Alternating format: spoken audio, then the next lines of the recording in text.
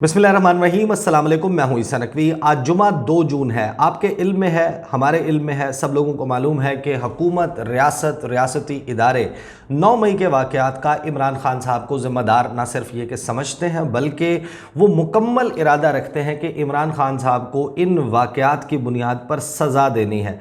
हुकूमत अब से पहले जब उनसे गुफ्तगू होती थी, जब वो टॉक शोज़ में आते थे, प्रेस कॉन्फ्रेंसेस करते थे, सिर्फ ये कहा जाता था कि इमरान खान ज़िम्मेदार है, इमरान खान के ख़िलाफ़ मुकदमात चलेंगे, मिलिट्री कोर्ट में ट्रायल होगा, यहाँ तक की बात की जाती थी। लेकिन जब उनसे ये सवाल किया जाता था कि इमरान खान साहब के हवाले से आपके पास कौन से सबूत या कौन से शवाहिद मौजूद हैं, एग्जैक्टली क्या मुकदमा होगा, इमरान खान साहब को कैसे लिंक किया जाएगा 9 मई के वाक़यात से, तो उसके जवाब में ये दावा तो ज़रूर किया जाता था कि हमारे पास तमाम तर सबूत और शवाहिद मौजूद हैं।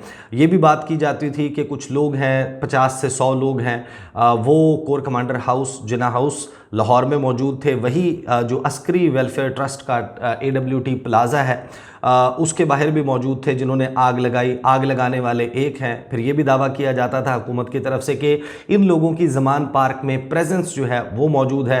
कुछ ऑडियोज़, कुछ वीडियोज़ का हमारे सामने सबूत के तौर पर, सहारा के तौर पर रखा जाता था कि ये फ़लाँ लीडर की मुबैना ऑडियो है जिसमें ये कह रहा है कि आपको टारगेट बता दिए गए हैं, आपने वहाँ पर पहुँचना है, आपने क्या करना है। मुख्तलिफ लीडर्स के हवाले से ये बात की जाती थी। लेकिन एग्जैक्टली इमरान खान साहब का इसमें क्या किरदार था? इमरान खान तो गिरफ्तार हो गए थे, इमरान खान तहवील में मौजूद थे, आप उनको डायरेक्टली कैसे लिंक करेंगे? यहाँ पर आकर जब भी ये सवाल किया जाता था कि खान साहब तो आप लोगों की हुकूमत की, रियासत की तहवील में थे, तो वो बराह रास्त किस तरीके से मुलव्वस हैं, आप उनको कैसे लिंक करेंगे? तो उसके हवाले से जो गुफ्तगू की जाती थी अब तक, वो गुफ्तगू ये थी कि जनाब इमरान खान साहब जो है, देखें ना, वो गुज़श्ता 1.25 साल से जहन साजी कर रहे हैं, उनके इश्तियाल दिलाने वाले बयानात हैं, तो इसी तरीके से गुफ्तगू होती होगी। कुछ दावे जो हैं वो फ़याज़ुल हसन चौहान ने और कुछ और छोड़ने वालों ने किए, लेकिन कोई कंक्रीट बात अब तक, अब से पहले सामने नहीं आई थी। लेकिन अब वज़ीर दिफ़ा ख्वाजा आसिफ जो हैं, उनका बड़ा ख़तरनाक बयान सामने आया है। और उनके जो ये बयान है, इस बयान को अगर आप बगौर इसका जायज़ा लें तो आप ये कह सकते हैं कि इमरान खान साहब के हवाले से बहुत खौफनाक काम होने वाला है। यहाँ तक यानी कि जो उसके मुख्तलिफ स्टेप्स हैं उनके ऊपर भी अब बातचीत हो गई है कि ये किस तरीके से होगा इमरान खान साहब के ख़िलाफ़। जिन किरदारों के नाम अभी तक सामने आए हैं, जिनके हवाले से दावा किया जा रहा है, एग्जैक्टली ये मामला इसी तरीके से है, मुख्तलिफ है। इस पे ऑब्वियसली पाकिस्तान तहरीक इंसाफ की राय बिल्कुल जो है वो ऑल टुगेदर मुख्तलिफ होगी, हुकूमत और रियासती इदारों की राय मुख्तलिफ होगी। लेकिन अगर मिलिट्री कोर्ट में ट्रायल होता है, वहाँ पर किस तरीके से ये मामला जो है वो अनफोल्ड होगा, सज़ा हो जाने के बाद तक का प्लान जो है वो ख्वाजा आसिफ जो है वो डिस्कस करते हुए नज़र आ रहे हैं। इस हवाले से आपको याद होगा कि जो हामिद मीर साहब हैं, उन्होंने महर बुखारी साहिबा के जो शो है ARY पर, वहाँ पर ये दावा किया था कि जून का महीना बहुत अहम होगा और जून में बहुत कुछ हो जाएगा। अभी तो कुछ नहीं हुआ, देखें जून में क्या होने वाला है। तो ख्वाजा आसिफ साहब जो हैं वो हामिद मीर के शो में मौजूद थे और उस शो में उन्होंने वैसे तो बहुत सारी गुफ्तगू की, वो गुफ्तगू आपकी नज़र से मुख्तलिफ क्लिप्स में गुजरी होगी, लेकिन ये जो कंटिन्यूटी में ये जो गुफ्तगू मैं आपके सामने रखने लगा हूँ, जब आप इसको सुनेंगे तो आपको अंदाज़ा होगा कि ये मामला कितना सीरियस हो सकता है इमरान खान साहब के लिए। हामिद मीर जो है उन्होंने सवाल किया कि ख्वाजा साहब, इस वक्त पाकिस्तान के दिफा के लिए सबसे बड़ा ख़तरा क्या है? इमरान खान है, मोदी है या कोई और है? इस पर पाकिस्तान के वज़ीर दिफ़ा ख्वाजा आसिफ साहब कहते हैं कि देखें मीर साहब, मोदी तो एक ऐसा दुश्मन है जो सामने नज़र आ रहा है और 75 साल से हम उससे निमट रहे हैं, हमें इससे कोई खौफ तो नहीं है ना, अल्लाह का फ़ज़ल है। हमने जंगें लड़ी हैं, जंगों में हमारे शोहदा जो हैं, अच्छा जंगों के हवाले से मैं अब इस पर तबसरा नहीं करूँगा कि ख्वाजा आसिफ साहब का इन जंगों के हवाले से जो पाकिस्तान की अफवाज ने पाकिस्तान के दिफा के लिए लड़ी और उसमें हज़ारहा कुर्बानियाँ दी, हमारे शोहदा का खून पाकिस्तान की हिफाजत में शामिल है, उनके हवाले से ख्वाजा साहब के क्या उनके ख़यालात होते थे। बहरहाल अब वो ज़ाहिर है कि पाकिस्तान के वज़ीर दिफ़ा हैं, वो ये कहते हैं कि जंगों में हमारे शोहदा जो हैं, 9 मई में जो कुछ उनके साथ PTI के मुजाहिरीन ने जो किया है, इमरान खान ने जो तरबियत दी हुई है, जिस तरह इश्तियाल दिलाया है या हमारी तनसीबात पर हमला, हमारी तनसीबात पर हमला कभी दुश्मन ने इस तरह से नहीं किया, ना उसको हमला करने दिया है हमारी अफवाज ने। हमारी जो डिफेंस फोर्सेस हैं, चाहे वो बर्री हैं, बहरी हैं या हवाई फ़िज़ाई हैं, उन्होंने एक नाकाबिले तस्खीर दिफा किया है माजी में मुल्क का। अभी 2-3 साल पहले की बात है ना, अभिनंदन आया था, उसको वापस किया है हमने, वो एयरफोर्स का नंबर था। अच्छा, अभिनंदन के वाक़े के हवाले से भी आपको याद होगा कि मुस्लिम लीग नवाज़ की क्या राय थी और मुस्लिम लीग नवाज़ अभिनंदन को छोड़े जाने पर क्या कुछ कहती थी, और उस दौरान जो कुछ हो रहा था उस पे अयाज सादिक साहब क्या तबसरा करते थे। बहरहाल ये भी मौजूए बहस नहीं है। बहरहाल वो आगे ये कहते हैं तो कि इस सूरत हाल में जब हमारी दिफाई फोर्सेस अपना किरदार अदा कर रही हैं, उनको जिस तरह 9 मई के दिन टारगेट किया गया है, तो मैं समझता हूं कि ख़तरा अब बैरूनी नहीं है, वो तो शनाख्त शुदा ख़तरा है। उसकी शनाख्त आप भी करते हैं, मैं भी करता हूं, एक बच्चा भी करता है कि ये हमारा अज़ली दुश्मन है। लेकिन ये जो अंदर से हमारे दुश्मन पैदा हो गए हैं, जो हमारी वहदत को, हमारी सिक्योरिटी को थ्रेट कर रहे हैं, और 9 मई का दिन इस बात की गवाही है, वो बगावत थी। बगावत हामिद मीर कहते हैं अच्छा बगावत थी। उस पर ख्वाजा आसिफ साहब कहते हैं कि मैंने पहले भी कहा है कि ये बगावत थी और बगावत नाकाम हुई है। और यहाँ से ख्वाजा आसिफ साहब का जो बयान है उसमें ख़तरनाकी का पहलू जो है वो आता है, शुरू होता है। पता चलता है कि इस वक्त इमरान खान साहब के लिए बहुत ही मुश्किल टाइम आगे आने वाला है। वो ये कहते हैं कि बगावत नाकाम हुई। अब मुझे बताएं कि तारीख़ में जब बगावत नाकाम होती है तो फिर क्या होता है, आप मुझे बता दें। मैं तारीख़ के यहाँ पर ख्वाजा आसिफ जो हैं वो रुक जाते हैं। बहुत सारे लोग जो हैं उनको उनके इल्म में होगा कि बगावत नाकाम होने की सूरत में खान साहब के दौर में एक ड्रामा जो है वो बहुत ज़्यादा लोगों ने देखा, अर्तुगरुल। उसमें भी आपको पता है कि जब बगावत के हवाले से है तो ख्वाजा साहब का जो इशारा है ना, वो सज़ाए मौत की तरफ है, वो बिल्कुल इंतहाई कदम की तरफ है। तो इसके ऊपर हामिद मीर जो है, अच्छा इशारा है उनका, उन्होंने एग्जैक्टली ये अल्फाज इस्तेमाल नहीं किए, जो अल्फाज इस्तेमाल किए वो मैंने आपके सामने रख दिए। उस पर हामिद मीर साहब सवाल करते हैं कि अच्छा आपके पास सबूत मौजूद हैं कि इमरान खान साहब इस बगावत में ख़ुद शामिल थे? उस पर ख्वाजा आसिफ कहते हैं कि आप देखें, आप पीछे नहीं जाएं, आप 9 मई से शुरू हो जाएं। हर रोज़ उनका बयान चेंज होता है। पहले उन्होंने कहा कि ये एजेंसियां थीं, मुझे तो पता ही नहीं है, मैं तो जेल में था। जो 3-4 रातें, अब यहाँ पर ख्वाजा आसिफ साहब जो हैं कुछ डिटेल्स शेयर कर रहे हैं which are very important, and I think कि इसका मतलब है कि केस इन्हीं बुनियादों के ऊपर जो है वो करने का मंसूबा और ख़्याल जो है वो रखती है हुकूमत। उन्होंने कहा कि जो 3-4 रातें उन्होंने जेल में गुजारी हैं, टेलीफोन उनके पास था। अच्छा, अब हमारी इतलात ये हैं कि वो टेलीफोन खान साहब का अपना नहीं था बल्कि उनको फराहम किया गया था, लेकिन उन्होंने राब्ते किए थे। आपको याद है कि एक ऑडियो भी सामने आई थी मुसर्रत जमशेद चीमा साहिबा की, वो अब उसका हवाला कहाँ से आता है इस सारे बात में? तो ख्वाजा साहब कहते हैं कि उन्होंने 3-4 रातें उन्होंने जेल में गुजारी हैं, टेलीफोन उनके पास था। आपको भी पता है, मुझे भी पता है, हर आदमी को पता है, उनके राब्ते भी थे, बल्कि राब्ते जो हैं वो आज़म के साथ भी थे। जो जमशेद चीमा साहब की जो मोहतरमा वाइफ को जो उन्होंने इंस्ट्रक्शंस दी, और लोगों के साथ भी थे, और लोगों के साथ भी थे राब्ते।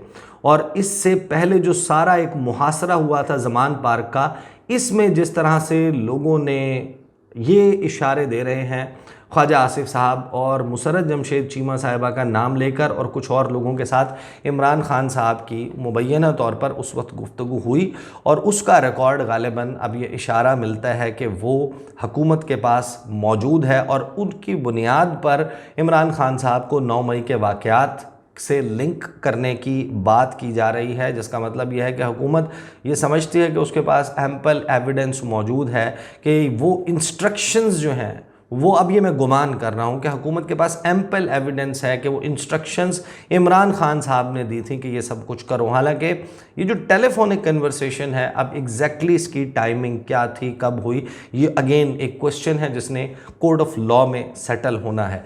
आगे जो है वो हामिद मीर साहब लुकमा देते हैं कि लेकिन आज़म कोई एंटी पाकिस्तान एलिमेंट तो नहीं है, वो तो बड़ी मोहतरम शख्सियत है।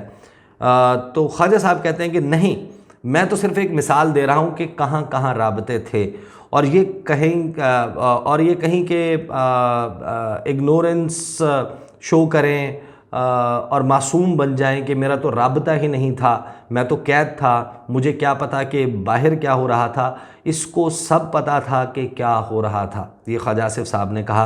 तो उस पर हामिद मीर ने पूछा तो ये सब मौजूद, तो ये सब सबूत जो हैं मौजूद हैं इमरान खान के ख़िलाफ़, अदालत में पेश किए जाएंगे और उनके ख़िलाफ़ फ़ौजी मुकदमा जो है वो फ़ौजी अदालत में चलेगा। उस पर ख्वाजा आसिफ साहब कहते हैं कि देखें, ये अगर फ़ौजी तनसीबात पर हमला करें तो जो आपका फ़रीक होता है वही आपका उसको मुद्दई बनना पड़ता है ना, वही बनता है ना। तो फिर इनका सिस्टम और उनका सिस्टम और उनका कानून अप्लाई होगा। हमारे कानून को जो स्टैट्यूट बुक है उसका हिस्सा है। ये तो नहीं कि हम कोई बाहर से कानून लेकर आए हैं, हमने कोई नया कानून तो नहीं वज़ा किया। कानून मौजूद है, कानून पर पहले से अमल दरामद हो रहा है। 1860, 1952 और 1997 ये कानून 3 स्टेजेस में बना हुआ है।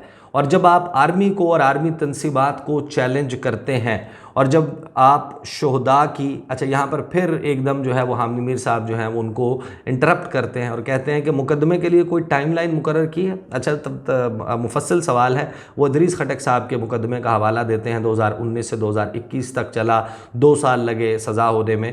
तो उन्होंने कहा कि इदरीस खटक के मुकदमे में 2 साल लग गए थे, ये इमरान खान साहब का मुकदमा कितने अरसे में हो जाएगा, यानी वक्त के तयन तक बात आ रही है कि ये कब तक काम जो है वो हो जाएगा।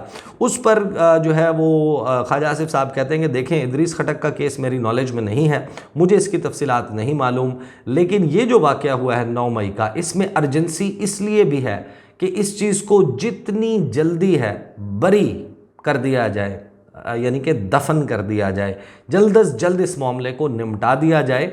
ये माजी का हमारा एक तल्ख तजुर्बा है, इससे आगे निकलना चाहिए। जो भी कानूनी और अदालती कार्रवाइयाँ होनी हैं, किसी को सज़ा होनी है, किसी ने बरी होना है, वो सारे फ़ैसले जो है ना हो जाने चाहिए। उनको अपील का हक़ है। मैंने पहले भी कहा था कि उनकी पहली अपील आर्मी चीफ़ के पास होगी, उसके बाद जो है आप आइनी जुरिस्डिक्शन चैलेंज कर सकते हैं हाई कोर्ट के ज़रिए, सुप्रीम कोर्ट के ज़रिए भी।